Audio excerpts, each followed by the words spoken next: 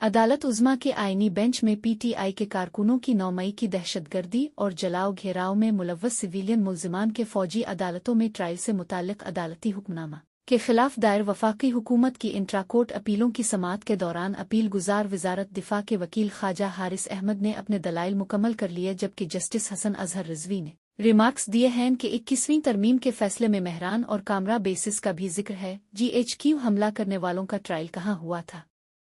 पाकिस्तान के अरबों रुपए मालियत के 2 ओरियन तैयारे तबाह हुए थे। क्या 9 मई का जुर्म दहशतगर्दी के इन वाक़यात से ज़्यादा संगीन है? ख्वाजा हारिस ने मौक़िफ़ इख्तियार किया कि मेहरान 20 हमला के तमाम दहशतगर्द मारे गए थे। जस्टिस हसन अज़हर रिज़वी ने इस्तफ़सार किया कि क्या इनके मारे जाने के बाद कोई तफ्तीश नहीं हुई थी कि वो कौन थे, कहाँ से और कैसे आए थे? क्या दहशतगर्दों के मारे जाने से मेहरान 20 हमले की फ़ाइल बंद हो गई थी? जिस पर फाजिल वकील ने मौक़िफ़ इख्तियार किया कि तहक़ीक़ात तो यकीनी तौर पर हुई होंगी।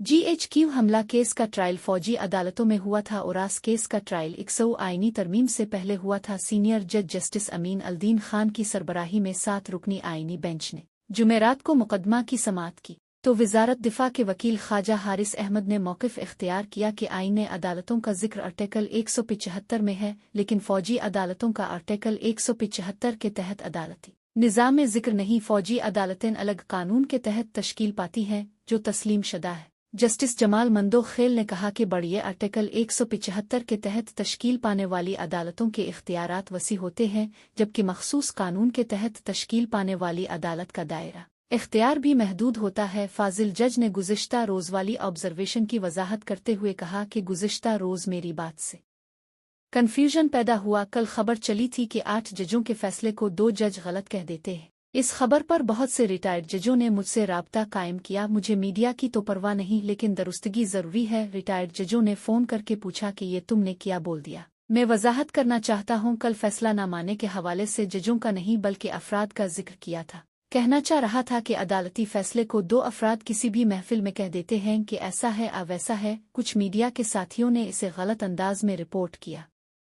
दरख्वास्त गुजारों साबिक chief justice Jawad S Khawaja के वकील ख्वाजा अहमद हुसैन ने दलाइल का आगाज़ करते हुए मौक़िफ़ इख्तियार किया कि आर्मी एक्ट को आर्टिकल 8 में बुनियादी हुकूक से मुस्तसन किया गया। आर्टिकल 8(3) में आर्मड फोर्सेस के मेंबर्स का जिक्र है। आइन साजों ने आर्मड फोर्सेस के मेंबर्स का जिक्र करके सब वाज़े कर दिया। वाज़े हो गया कि इस कानून का इतलाक़ आम शहरियों पर नहीं होता। जस्टिस मसर्रत हलाली ने कहा कि सिविलियन और यूनिफॉर्म में क्या कोई फ़र्क होता है?